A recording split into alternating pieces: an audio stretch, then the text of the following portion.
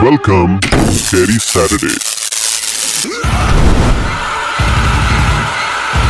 का सन्नाटा चारों ओर फैला हुआ था। ट्रक हाईवे पूरा सुनसान था। चारों ओर ठंड से हाड़ कपा देने वाली ठंड चल रही थी। हाईवे के चारों ओर घना जंगल था। उसी हाईवे पर एक मर्सिडीज दौड़ रही थी। उसमें 3 लोग सवार थे, राहुल, निधि और उनकी 10 साल की बेटी तानिया। राहुल अपने दोस्त सैफ के घर ईद की पार्टी में शामिल होने के लिए गया था और पार्टी करके घर लौट रहा था। निधि ने मुस्कुराकर ड्राइव करते हुए राहुल से कहा, कुछ भी कहो राहुल, आज तो ईद की पार्टी में मजा आ गया। हाँ, मेरा दोस्त बहुत ही बिंदास और हंसी मजाक करने वाला व्यक्ति है। मैंने देखा उसके घर पर शहर की एक से एक बड़ी हस्ती थी, मगर फिर भी वो उन सबको इग्नोर करके हमें इम्पोर्टेंस दे रहा था। हाँ, देगा क्यों नहीं, आखिर मेरा दोस्त जो है। सच में राहुल, अमेरिका से इंडिया लौटकर बहुत अच्छा फील हो रहा है। वैसे तुम्हारा दोस्त सचिन अभी तक नहीं आया अमेरिका से? निधि की बात सुनकर राहुल चौंक कर बोला, ओह शिट यार, उसका फोन आया था कि वो इंडिया आ रहा है। उसने बोला था कि मुझे एयरपोर्ट पर पिक कर ले। निधि बहुत नाराज होगा वो। कोई बात नहीं, उससे बोल देना कि तुम्हें बिल्कुल याद नहीं रहा और फिर तुम्हें सैफ की इनवाइट की हुई ईद पार्टी में भी तो शामिल होना था। निधि ने इतना बोला ही था कि उसकी बेटी तानिया ने अपनी माँ की ओर देखकर कहा, मुझे भूख लगी है माँ, और प्यास भी। तानिया की बात पर निधि ने बुरा सा मुंह बनाकर उसकी ओर देखकर कहा, पार्टी में तो इतना खाया था तुमने, फिर भी भूख लगी है।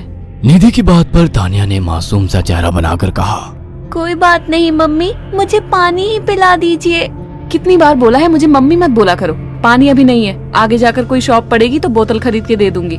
निधि की बात पर राहुल ने मुस्कुराकर कहा, छोटी बच्ची है निधि, इतना नाराज होना सही नहीं है। राहुल ने इतना कहा ही था कि अचानक एक काली परछाई राहुल की कार के सामने आकर खड़ी हो गई। राहुल के पैर अचानक ब्रेक पर पड़ गए।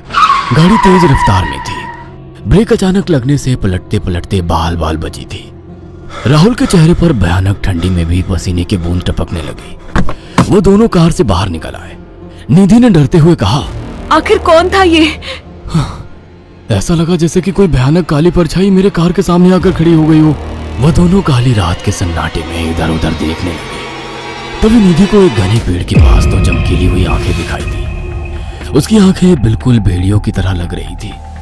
निधि ने चीखते हुए राहुल से कहा, राहुल देखो कौन है वो, जल्दी से गाड़ी में बैठो, मुझे बहुत डर लग रहा है। राहुल ने उस तरफ देखा तो उसके रोंगटे खड़े हो गए।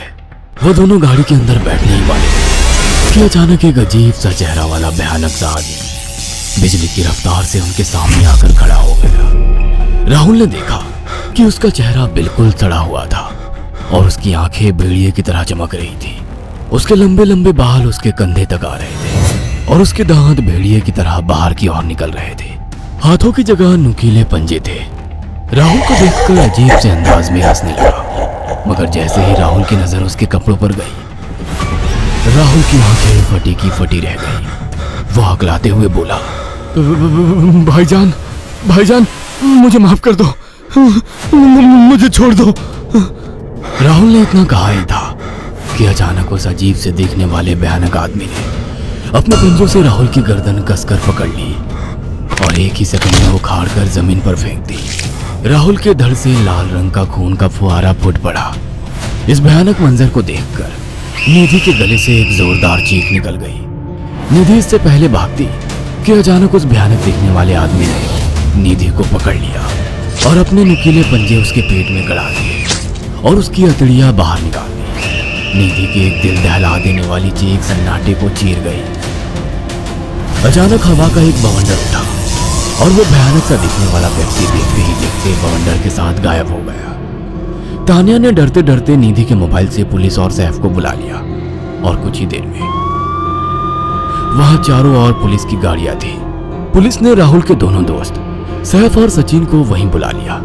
इंस्पेक्टर अर्जुन ने दोनों से कहा, मैंने ऐसी हत्याएं अपने करियर में कभी पहले नहीं देखी। ये काम तो ना किसी जानवर का लगता है, ना ही किसी इंसान का। सचिन कपकपाती हुई आवाज में बोला, आप कहना क्या चाहते हैं? कुछ कह नहीं सकता। जिस किसी ने भी इन दोनों को मारा है उससे एक बात तो साबित होती है कि वो इन दोनों से हद से ज्यादा नफरत करता था। अब सारी सच्चाई तो ये बच्ची ही बता सकती है। इतना बोलकर इंस्पेक्टर अर्जुन तानिया के पास चला गया, जो बेहद डरी हुई थी। तानिया ने आंखों देखी सारी घटना इंस्पेक्टर अर्जुन को बता दी। तानिया की बात सुनकर इंस्पेक्टर अर्जुन कंफ्यूज चेहरा लेकर मोबाइल पर किसी से बात करने लगे। सचिन इंस्पेक्टर के पास आ गया और सैफ भी डरता हुआ इंस्पेक्टर अर्जुन के पास आकर बोला, क्या हुआ इंस्पेक्टर? तानिया ने क्या बताया? उसने जो बताया वो काबिल यकीन नहीं है। उसकी बात पर किसी भी तरह से यकीन नहीं किया जा सकता। फिर भी कुछ तो बताया इंस्पेक्टर। हाँ, उस बच्चे के मुताबिक एक भूत ने निधि और राहुल को बड़ी बेदर्दी से मारा है। इंस्पेक्टर की बात सुनकर दोनों बुरी तरह से चौंक गए। क्या मतलब है इस बात का? बच्ची बेहद डरी हुई है। हम आगे की तफ्तीश जारी रखेंगे। निधि और राहुल तो चले गए, अब तानिया को मैं रख लूंगा। नहीं नहीं, राहुल मेरा अच्छा दोस्त था। तानिया अब मेरे साथ रहेगी। देखिए, बच्ची के माँ बाप अब इस दुनिया में नहीं है और आप दोनों भी शादीशुदा है। मुझे नहीं लगता कि आप दोनों बच्ची की सही से देखभाल कर सकते हैं। मेरी कोई औलाद नहीं है। मैंने अपनी पत्नी को फोन कर दिया है, वो भी IPS ऑफिसर है। ये बच्ची आज से मेरे साथ रहेगी। उसका मासूम चेहरा मेरे दिल में उतर गया है। अब तुम दोनों जा सकते हो। पूछताछ के लिए मैं जब भी तुम्हें बुलाऊं तुम दोनों आ जाना। इंस्पेक्टर ने ये बात बोली ही थी कि अचानक वहां पर मौसम बदल गया। चारों ओर काली घटाएं छा गई और एक भयानक बवंडर उठा और देखते ही देखते सब पुलिस वालों के सामने वो भयानक चेहरे वाला आकार सबके सामने खड़ा हो गया। उसको देखकर सबके रोंगटे खड़े हो गए। देखते ही देखते उसने अपने भयानक पंजे सैफ की आंखों में डालकर उसकी आंखें निकाल ली। सैफ ने चीखते हुए वहीं दम तोड़ दिया।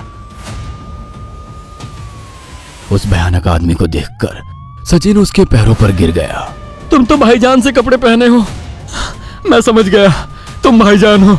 मुझे माफ कर दो भाईजान, मुझे यहाँ से जाने दो। मैंने कुछ नहीं किया था। वह भयानक चेहरे वाला गुर्राते हुए बोला, बता इन सबको कि ये सब इतनी भयानक मौत क्यों मरे। सचिन दौड़ता हुआ इंस्पेक्टर अर्जुन के पास गया और बोला, मैं जानता हूँ इसने इन तीनों को क्यों मारा। इसका नाम भाईजान था। जब ये जिंदा था ये किसी का भाई किसी की जान था। बहुत साल पहले ये हम सबका बहुत अच्छा गहरा दोस्त और बिजनेस पार्टनर था। ये सबकी बहुत मदद किया करता था। इसकी प्यारी सी बेटी थी तानिया, जो इस वक्त कार के अंदर बैठी हुई है। ये इसी की बेटी है। भाईजान अपने सारे पैसों से एक बहुत बड़ा हॉस्पिटल खोलना चाहता था, जिससे गरीबों का मुफ्त इलाज किया जा सके, मगर हम तीनों इसके लिए तैयार नहीं थे।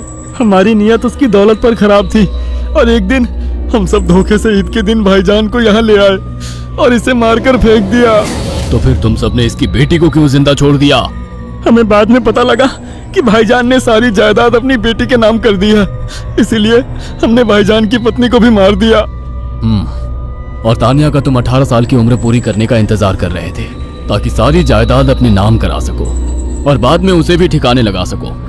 इसी के लिए तुम दोनों इस मासूम बच्ची को अपने साथ रखने की जिद कर रहे थे। जी, आपने बिल्कुल सही कहा। हम तानिया को भी इसी जगह लाकर मार देते। सचिन की बात सुनकर इंस्पेक्टर अर्जुन की आंखों में खून उतर आया। इंस्पेक्टर अर्जुन के कुछ कहने से पहले ही भाईजान बिजली की रफ्तार से इंस्पेक्टर अर्जुन की आंखों के सामने से सचिन को पकड़कर ले गया और उसके शरीर के टुकड़े टुकड़े कर दिए और हवा में उठे एक तेज बवंडर के साथ गायब हो गया। सारी घटना इंस्पेक्टर अर्जुन की आंखों के सामने हुई थी। तानिया को इंस्पेक्टर अर्जुन और उसकी पत्नी ने अपनी बेटी की तरह पाला। अगर आपको हमारी ये कहानी पसंद आई हो तो इसे लाइक और शेयर करना ना भूलें। साथ ही ऐसी और नई कहानियों के अपडेट्स पाने के लिए